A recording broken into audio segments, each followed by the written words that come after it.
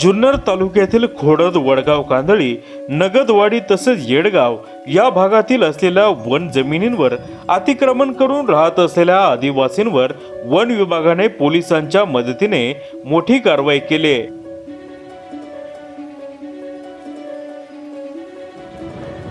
शेकडो police, one कर्मचारी तसेच जेसीबीच्या मदतीने आदिवासींच्या झोपड्या तोडण्यात आल्या। यावेळी वन जमिनीवर करण्यात आलेल्या शेतपिकामध्ये खड्डे देखील घेण्यात आले। मोठ्या पोलीस बंदोबस्तामध्ये सुरू असलेल्या या कारवाईमुळे या परिसराला छावणीचे स्वरूप आलेले होते। जुन्नर टाइम्स, खोडद, तालुका जुन्नर।